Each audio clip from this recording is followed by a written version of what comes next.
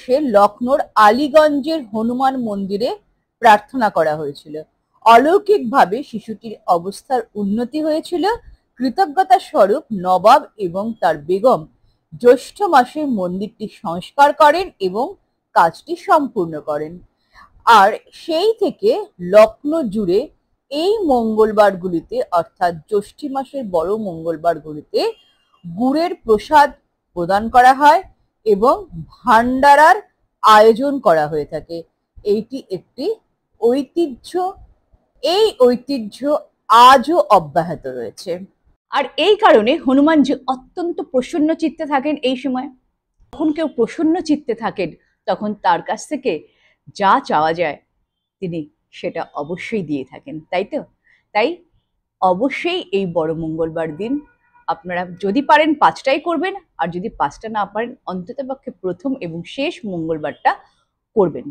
এবার জ্যৈষ্ঠ মাসে 5টি বড় মঙ্গল পড়েছে।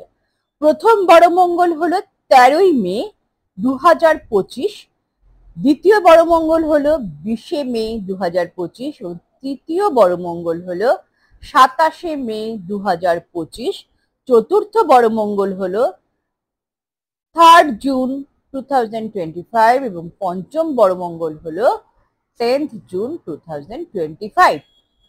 পুজোর স্থানটি পরিষ্কার করুন এবং সেখানে একটি জলচৌকি স্থাপন করে তারপরে গঙ্গা জল ছিটিয়ে, ফুলের পাপড়ি ছিটিয়ে লাল আসন পেতে দিন এবং তার উপরে হনুমানজির ছবি রাখুন এবং অবশ্যই তার সাথে কিন্তু রাম দরবারের ছবিও রাখতে হবে।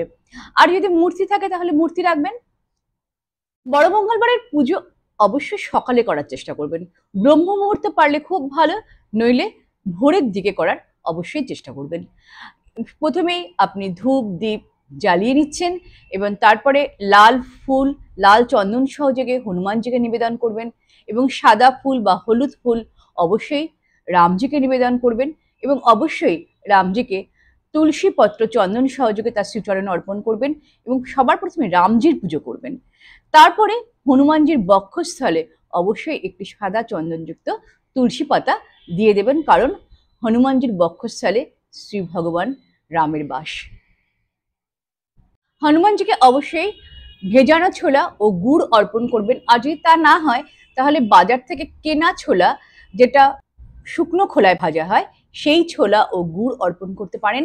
এবং তাছাড়া যেটা অবশ্যই অর্পণ করবেন সেটা হচ্ছে লাড্ডু, বেসনের লাড্ডু বা বুন্দির লাড্ডু, যেটাই হোক না কেন আপনার যেটা সম্ভব হবে সেটা দেবেন। এবং অবশ্যই গুনে গুনে 11টি পান পাতা দেবেন, মিষ্টি পান পাতা, এবং সেই